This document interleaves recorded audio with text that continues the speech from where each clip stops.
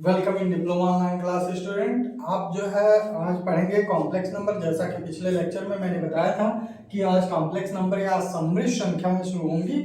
कौन सी संख्या है? सममिश्र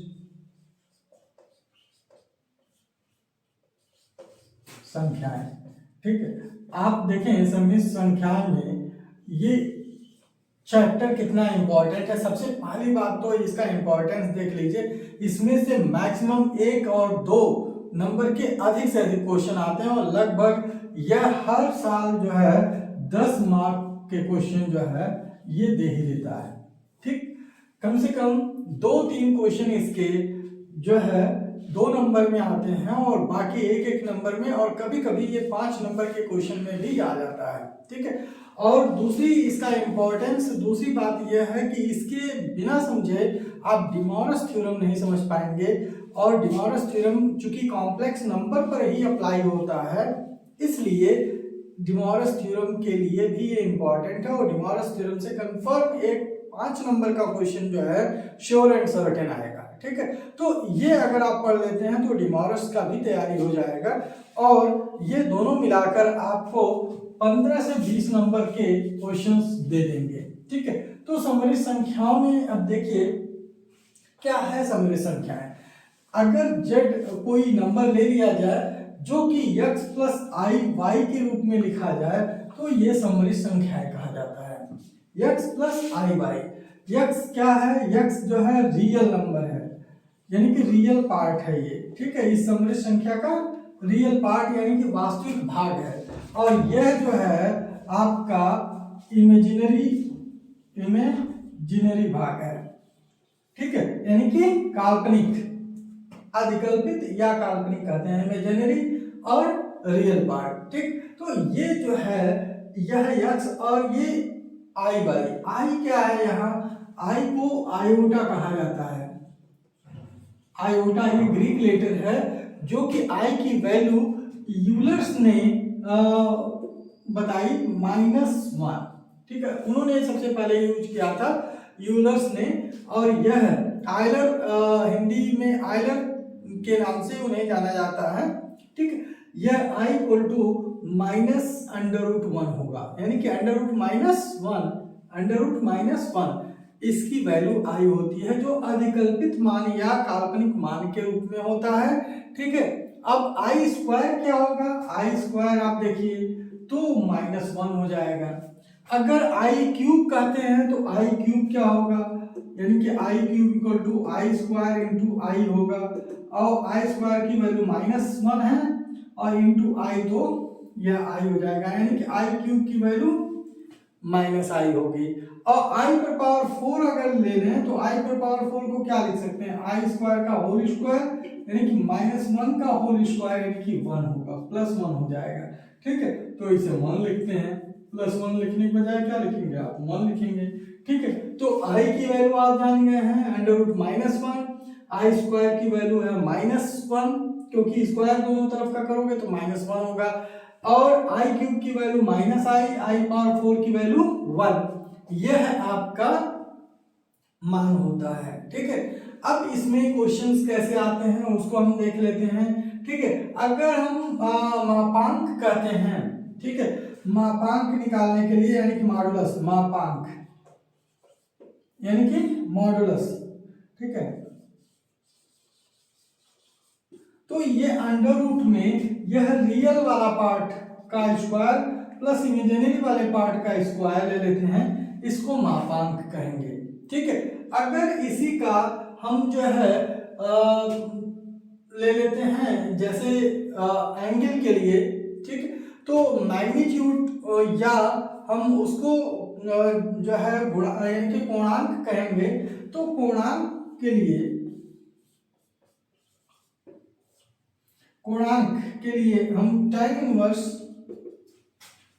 y बाई x यूज करेंगे। जब पूर्णांक पूछेगा तो tan इनवर्स में आप y बाई x ले लेंगे, वह पूर्णांक हो जाएगा इसका।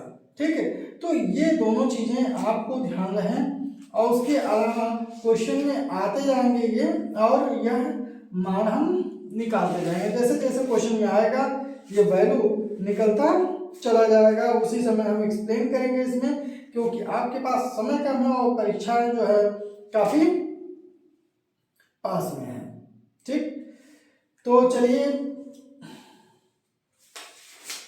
नेक्स्ट हम देते हैं इसको कोणांक, यानी कि कोणांक हो गया, मापांक हो गया। देखिए कोणांक को अगर इंग्लिश में आपको रिप्रेजेंट करना है तो इंग्लिश में आप जो है एम्पलीट्यूड भी कह सकते हैं या आर्ग्यूमेंट भी कह सकते हैं, तो ये कोणांक हो जाता है।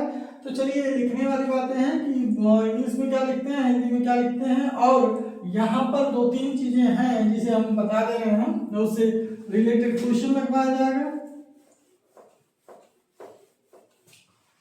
जैसे अगर हम कॉन्जुगेट या संयुग्मी कहते हैं,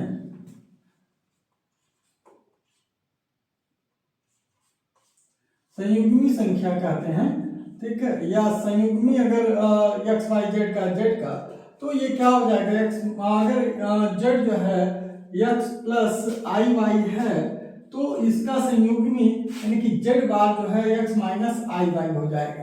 ठीक है, अगर जेड एक्स प्लस आई वाई है तो इसका संयुग्मी संख्या जो है एक्स माइनस आई वाई होगा। यह इसको जो है आप लिख सकते हो जेड बार के लिए, और यहां पर संयुग्मी संख्या यानी कि conjugate of Z, conjugate of Z, ठीक है, यानी कि कॉन्जुगेट ऑफ जेड या जेड बार कह लो, तो जेड बार लिख लो आप, तो एक्स माइनस आई बाई वही इंग्लिश में है। क्लियर, यानी कि अगर प्लस का संयुग्मी देखोगे तो माइनस होगा, माइनस का संयुग्मी देखोगे तो प्लस होगा, इस तरह से संयुग्मी भी आप निकाल सकते हो।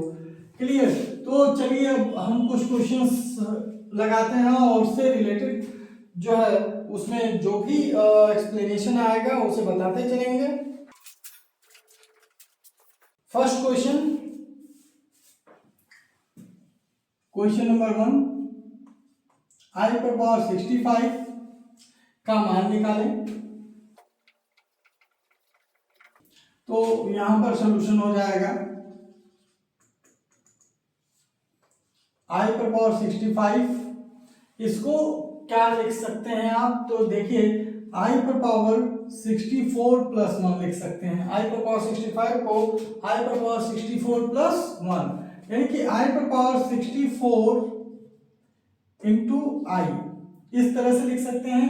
और आई पर पावर 64 जो होगा वह आई पर पावर 4 पावर 16 इंटू आई, ऐसे भी लिख सकते हैं। ठीक है, यानी कि 65 को 64 प्लस 1 कर दिया, 1 को अलग कर दिया, तो आई इसका जो है वैल्यू आ जाएगा। क्यों, क्योंकि ये पावर जो है जब ये मल्टीप्लाई हुआ रहा होगा तो पावर इसमें ऐड हुआ रहा होगा, तो इसका मतलब आई पर पावर 64 इंटू आई जो है आई पर पावर 64 प्लस 1 के बराबर होगा। इसका मतलब आई पर पावर 4 पर पावर 16 लिख सकते हो कि 16 4 जा 64 होता है। तो यहाँ पर आई पर पावर 4 की वैल्यू हमने क्या बताया था 1, तो 1 पावर 16 इंटू आई, यानी कि कहने का मतलब क्या होगा 1 इंटू आई, और यह वैल्यू हो जाएगा आई। तो आई पर पावर 65 की वैल्यू यहाँ आई हो गई। इसी तरह अगर क्वेश्चन दूसरा ले लें, आई पर पावर लेना, आई पर पावर 2 n का मान निकालना है। क्वेश्चन नंबर 2, इसमें देखें बहुत ही इंपॉर्टेंट क्वेश्चन है और क्वेश्चंस लगाएंगे आप। आई पर पावर n, आई पर पावर n प्लस 1, आई पर power n plus 2 and I पर पावर n प्लस 3 का मान याद करें। का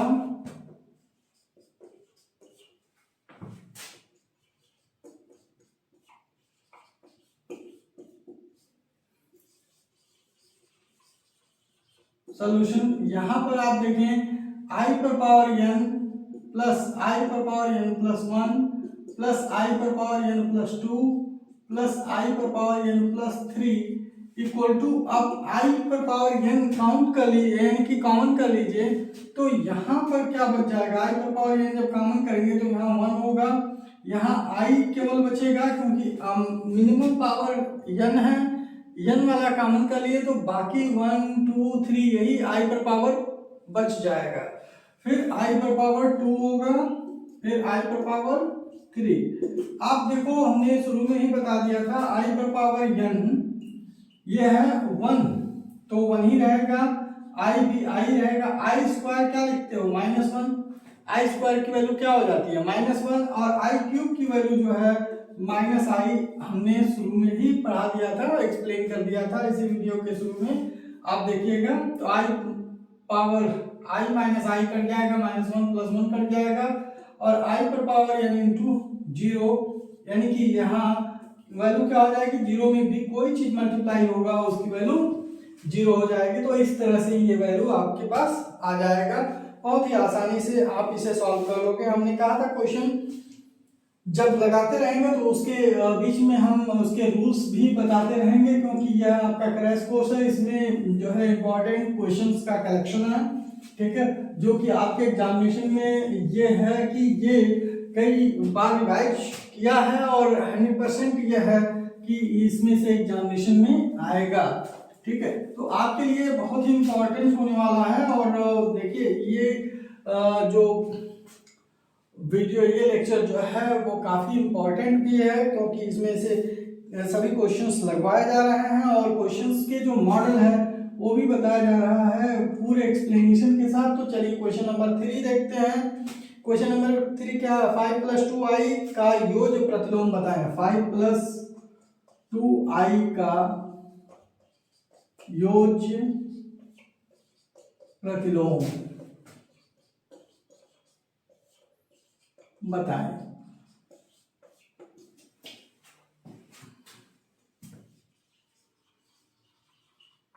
सॉल्यूशन 5 + 2i का योग प्रतिलोम बताएं। आपको जो है यानी कि इनवर्स ऑफ एडिशन, ठीक है, आपको बताना है एडिशन का जो प्रतिलोम है उसे बताना है। तो जिस चीज को जोड़ने पर इसमें किसी भी चीज, जो भी चीज जोड़ेंगे, अगर जोड़ने पर 0 वैल्यू आ जाए तो उसी को योज्य प्रतिलोम कहते हैं।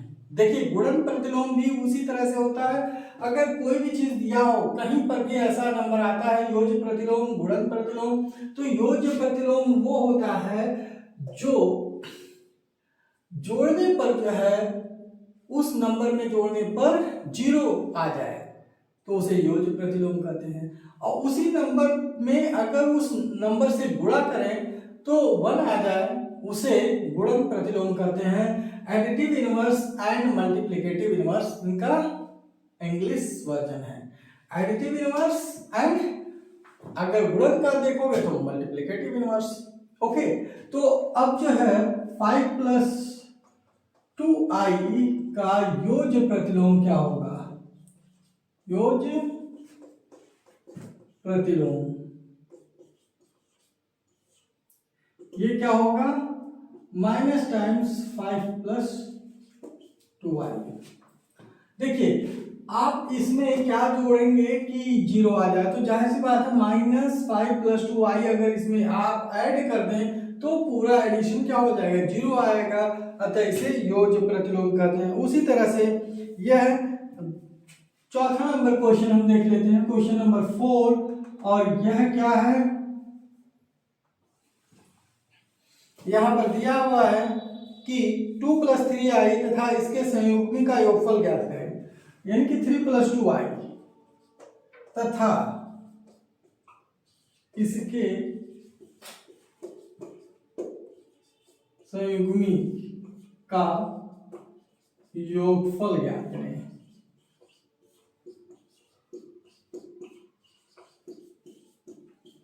ठीक है, तो 2 + 3i तथा इसका संयुग्मी क्या होगा, हम यहां पर देख लेते हैं। 2 + 3i, तो 2 + 3i का संयुग्मी ले लेते हैं पहले। तो संयुग्मी क्या होगा, 3 - 2i, यही ना होगा, क्योंकि हमने संयुग्मी या कॉन्जुगेट हमने कहा था कि अगर प्लस है तो माइनस हो जाएगा, माइनस है तो प्लस हो जाएगा। अब योगफल दोनों का क्या होगा, बहुत ही आसान है। योगफल यह 3 + 2i, ये नंबर है 3 + 2i एंड प्लस 3 - 2i। आप दोनों को जब जोड़ेंगे 3 + 2i + 3 - 2i, तो 2i कैंसिल आउट हो जाएगा और ये हो जाएगा 6। देखिए कितना आसान और कितना अच्छा क्वेश्चन है। अगर एक एक नंबर में भी आता है तो बहुत ही इजी वे में ये लग जाएगा और 1 नंबर आपका करेक्ट हो जाएगा। ठीक है, अब चलिए a प्लस आई बी के रूप में व्यक्त करना या सरल करना, इसको हम बताते हैं। आई होप आपको समझ में आया होगा ये। अब जरा ध्यान दें यहाँ पर नेक्स्ट क्वेश्चन,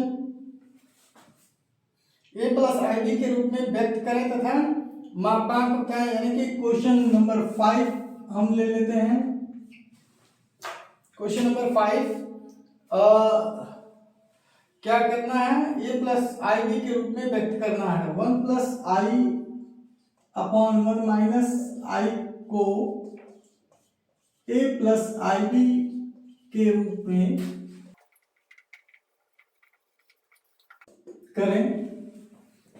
व्यक्त करें तथा मापांक बताएं, यानी कि मॉडुलस निकालना तथा मापांक बताएं। सॉल्यूशन में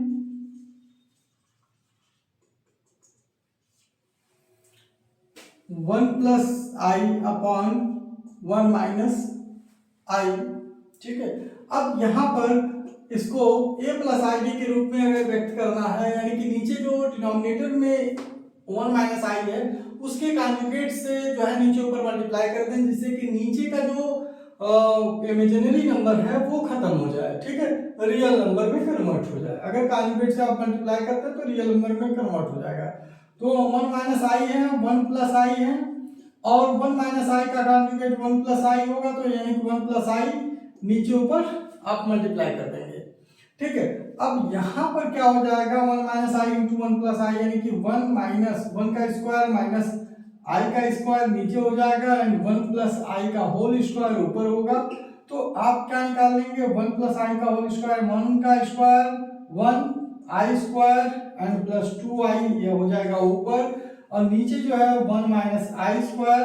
एज यू नो वेल कि आई स्क्वायर की वैल्यू क्या होगी, तो 1 माइनस 1 प्लस 2 आई, तो माइनस 1 से प्लस 1 कट गया, और यहाँ पर 1 माइनस माइनस 1, तो यहाँ पर आ जाएगा 2 i upon 1 plus 1, that will be i 2 i upon 2, 2 से 2 कैंसिल आउट हो जाएगा, आई होगा।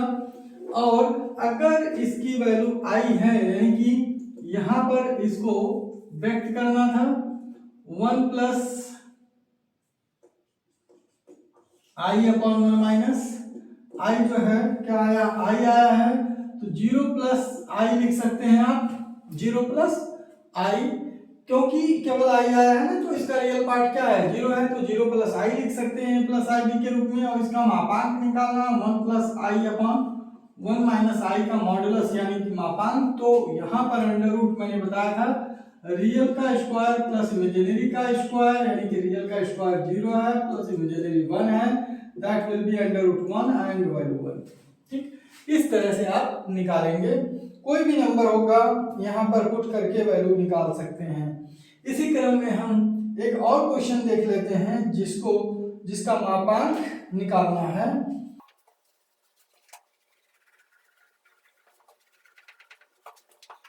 देखिए यहाँ पर लिखा हुआ है कि 7 प्लस आई अपॉन 3 माइनस 2 आई, कई बार क्वेश्चन आया है। Question number 6, 7 plus 5 I upon 3 minus 2 i upon 3 minus 2 आई को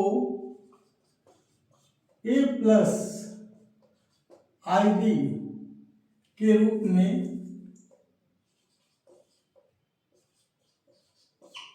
व्यक्त करें तथा मापांक बताएं। ठीक है, ये क्वेश्चन बन गया। अब जरा ध्यान दीजिए सॉल्यूशन में, सॉल्यूशन क्या होगा, पहले तो आप इसका a प्लस आई बी के रूप में व्यक्त करना है, तो 7 प्लस 5 आई अपॉन यह 3 माइनस 2 आई ये है, तो 7 प्लस 5 आई अपॉन 3 माइनस 2 आई, नीचे ऊपर मल्टीप्लाई कर लें 3 प्लस 2 आई और ऊपर 3 प्लस 2i। कॉन्जुगेट, नीचे के कॉन्जुगेट से मल्टीप्लाई करें जिससे कि वो क्या हो जाए, इमेजिनरी हट जाए, तो 3 का होल स्क्वायर हो गया -2i, यानी कि -2i का होल स्क्वायर। और यहाँ पर 7 इंटू 3 यानी कि 21, 7 इंटू 3 आप मल्टीप्लाई कर लें, 21 प्लस 14i, ये 7 से दोनों को मल्टीप्लाई कर दिया, फिर 5 से दोनों को मल्टीप्लाई करें, 5 3 जा 15i और प्लस 5 2 जा 10i स्क्वायर, क्योंकि i इंटू आई स्क्वायर हो जाएगा। Now it will be 21 plus 29i plus 29, 14i plus 15i 29i and -10, y -10। क्यों -10 होगा, क्योंकि i स्क्वायर -1 है, तो -1 इंटू 10 -10 हो जाएगा, अपॉन 3 का 9 माइनस और 2 का होल स्क्वायर 4i स्क्वायर। ठीक है, अब देखिए यहाँ पर 11 बच जाएगा प्लस 29i अपॉन 9 और माइनस माइनस प्लस हो जाएगा, क्योंकि आई स्क्वायर की वैल्यू माइनस होगी, तो माइनस माइनस प्लस 4 हो जाएगा। यहाँ पर यह जो है 11 प्लस 29i अपॉन जो है 13 ये हो जाएगा। तो इसका मतलब क्या होगा कि 11 अपॉन 13 प्लस 29 अपॉन 13i यह हो जाएगा a प्लस आई बी के रूप में। अब इसका मापांक निकालना है, मापांक आप लिख सकते हैं mod 7 plus 5i upon 3 minus 2i ये है। इसका मापांक यानी कि अंडर रूट जो यहाँ पर दिया है 11 अपॉन 13 का होल स्क्वायर, जरा ध्यान दीजिएगा, ये किसका होल स्क्वायर 11 अपॉन 13 का होल स्क्वायर प्लस 29 अपॉन 13 का होल स्क्वायर।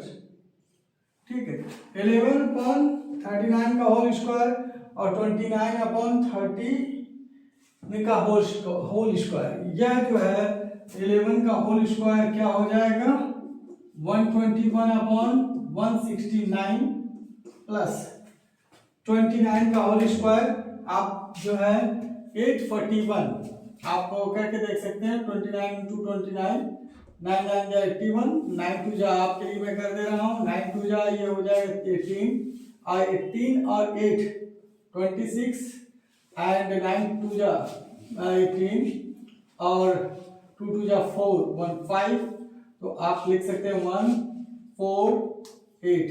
ठीक, 841 श्योर, ये आ गया 841, यही मैंने बताया था अपॉन 169। इस तरह से अगर आपको नहीं आया तो मल्टीप्लाई करके आप निकाल सकते हैं, और 13 इंटू 13 आप जानते हो 169 होता है। देन ऐड दीज ऑल, इन सभी को ऐड कीजिए तो ये क्या हो जाएंगे 11282 426 एंड 819 962 एंड अपॉन 169। ठीक है, एक्चुअली यह 962 किसी का स्क्वायर रूट नहीं होगा, क्योंकि लास्ट में 2 आ गया ना, तो 2 किसी के स्क्वायर रूट में आता ही नहीं है। 962 आप लिख लेंगे अपॉन 169। अगर और सिंप्लीफाई करना होगा तो यू कैन डू इट, आप इसे कर सकते हैं। ठीक है, इससे छोटा या सिंप्लीफिकेशन ऊपर जो है मल्टीप्लाई या डिवाइड करके सिंप्लीफिकेशन इसका आप कर सकते हैं। ठीक है, तो यहाँ पर आप जो है 962 अपॉन 169 दैट इज द, हाँ ये चीज और है 169 दैट विल बी द 13 ना, क्योंकि स्क्वायर रूट क्या हो गया ऊपर ले लिया हमने, और 169 किसका 13 का, क्योंकि यहाँ 13 का स्क्वायर हमने लिखा था तो ये 13 का स्क्वायर हो गया, दैट विल बी और यानी कि 13 and this is the answer. ठीक है, यह आपका उत्तर हो जाएगा। क्लियर, तो इस तरह से आप इसे सॉल्व कर सकते हो। Now next one question. ठीक है, इसमें हम देखते हैं पोलर फॉर्म में रिप्रेजेंट करना। क्वेश्चन नंबर 7, पोलर फॉर्म में कैसे रिप्रेजेंट करते हैं। ठीक, तो पोलर फॉर्म जब भी कहा जाए तो ये समझ लो कि इसे cos थीटा और sin थीटा के रूप में रिप्रेजेंट करना है, क्योंकि यही पोलर फॉर्म में रिप्रेजेंट करके हम डिमॉर्गन्स थ्योरम जो है यूज करते हैं। ठीक है, डिमॉर्गन्स का यूज यहीं से होता है। ठीक, तो चलिए हम एक क्वेश्चन करके दिखाते हैं कि पोलर फॉर्म में कैसे यूज यानी कि उसे कन्वर्ट किया जाता है कॉम्प्लेक्स नंबर में।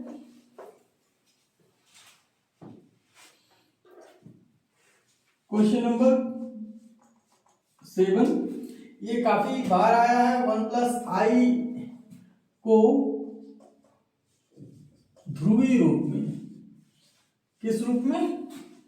ध्रुवीय रूप में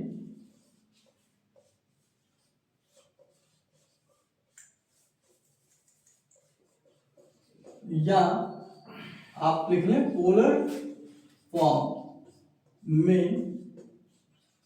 व्यक्त करें। देखो, आपको पोलर फॉर्म में इसे या ध्रुवीय रूप में इसे कैसे व्यक्त कर पाओगे? ये जो है कोई कॉम्प्लेक्स नंबर, कोई भी नंबर हो, वो जो है कोऑर्डिनेट पे आ जाता है और इसके कोऑर्डिनेट को हम आर्गन प्लेन कहते हैं। आर्गन प्लेन कहते हैं। आपको मैं यहाँ बता दे रहा हूँ, मैंने कहा था कि जब जब टॉपिक जहाँ जहाँ आएगा एक्सप्लेनेशन में वहां पर कर दूंगा। तो यह x डैश है, y और y डैश है।